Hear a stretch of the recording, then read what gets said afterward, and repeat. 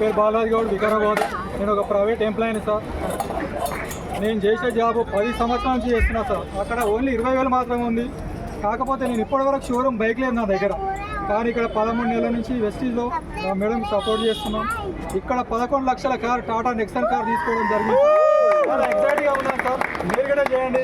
ఇలాంటి కార్లు మీకు ఎన్నో వస్తాయని చెప్పి నేను సంతోషిస్తున్నా సార్. ఇది 100% నిజం సార్. ఇది గర్వంగా చెప్తున్నా సార్ నేను. Thank you sir. Thank you. Wish you. Good morning అండి అందరికి. Good morning.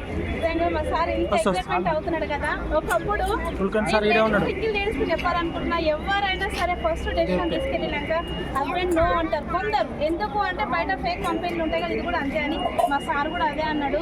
1300 చెక్ వచ్చింది, మొండిగా చేసిన. నాకు హెల్ప్ చేయని చెప్పిన స్టార్టింగ్లో. ఇద్దరం కలిసి ప్యాషనేట్గా బిల్ చేసినాము. ఫస్ట్ నాకు 1300 చెక్ వచ్చినప్పుడు మా సార్ అన్నాడు మా ఫ్రెండ్స్కి ఇచ్చినంత దావత్.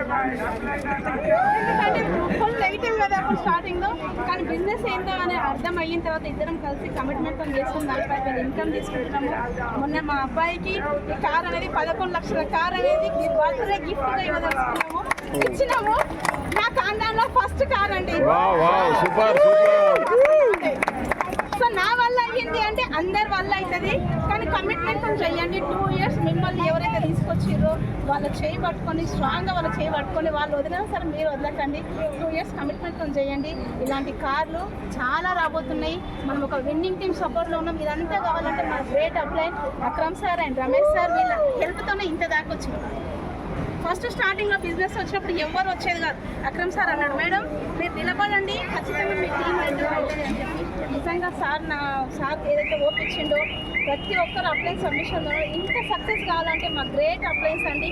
Thank you so much sir, Akram sir and Ramesh sir. మీకు అందరికీ నిజంగా వీళ్ళ హెల్ప్తోనే ఇంత దాకా వచ్చామండి. నిజంగా చాలా మాట్లాడాలనుకుంటున్నాము, ఏం మాట్లాడుకో అర్థం అవ్వట్లేదు. సో అందరూ స్ట్రాంగ్గా డెసిషన్ తీసుకోండి. Thank you sir.